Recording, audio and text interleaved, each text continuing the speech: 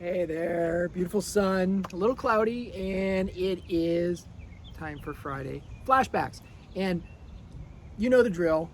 It is what is hot going on, what are some pains that I saw this week talking to people, and what's the hot take.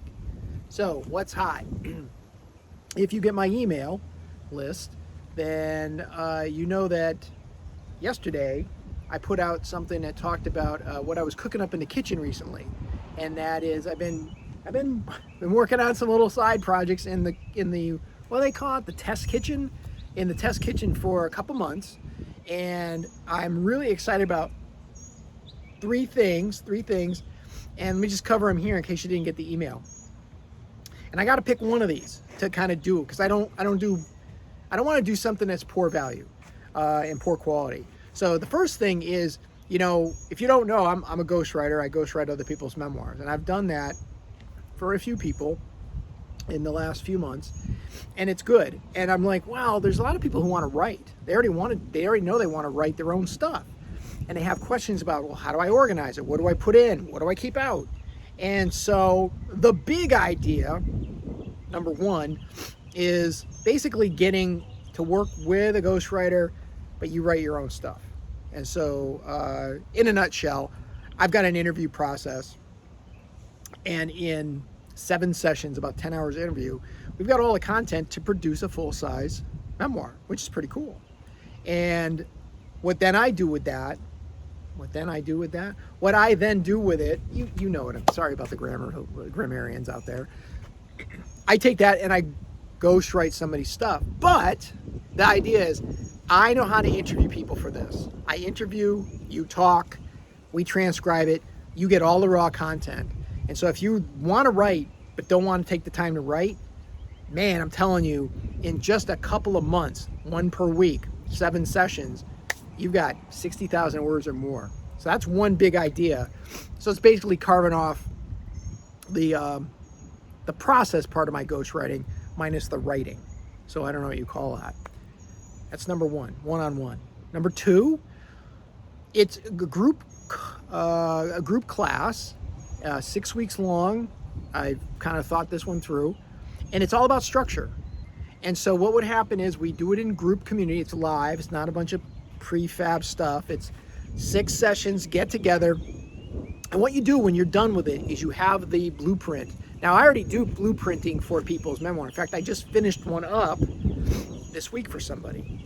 And we have some interviews, we do a blueprint, and then completely, here is the main point, here's the big chapter breakout, and here's the scenes, and then you can just write those scenes. So if you know how to write, like to write, that's a great option. Well, if you don't want to do it one-on-one, I would like to take that same method and do it in a group class. And then we can work together, and in 6 weeks you go out with your blueprint. That, I think, would be so much fun. Number 3, it's about sort of a publishing potluck.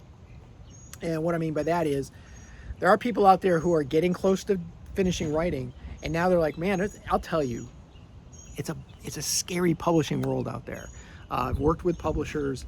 I know a couple. I'm a partner with one for editing purposes, and it's very complex out there. And so the big idea here, hot, is in 6 weeks you come up with your plan, whether you're going to self-publish or try to go after an agent, of what you need to do, when you need to do it, and it's really just a collection of skills of what you need to do. And we do that also as a live group class. That would be 6 weeks. Now, any of those 3, they're not there yet. I have got an email out there asking, what sounds good? The one-to-one work, the structured class, or the publishing class? So that's what's hot. Boy, that was long. So let me go tight on here. Pain,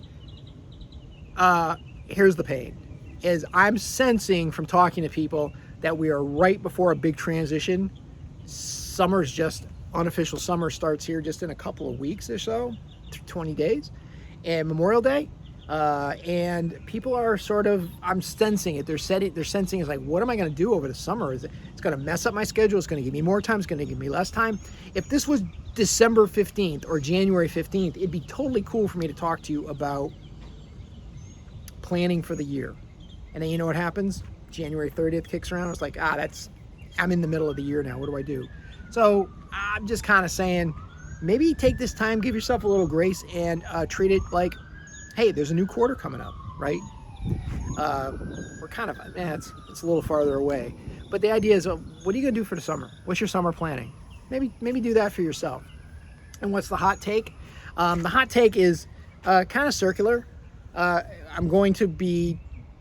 goal is to decide within the next 7 days which of those 3 things I want to get out there and do.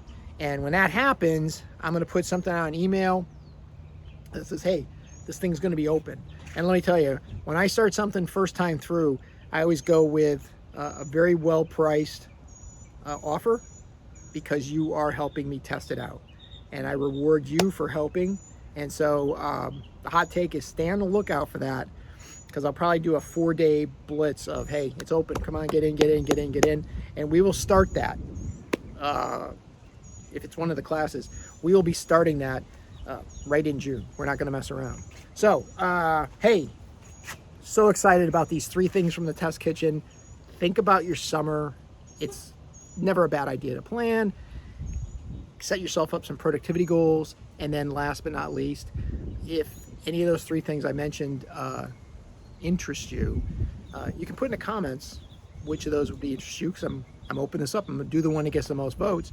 And 2, be on the lookout if you're interested in learning more about that and getting involved with a group of like-minded people to have a fun experience to get stuff done. So hey, happy Friday, happy Mother's Day for all the mothers out there who will be celebrating. We will be celebrating.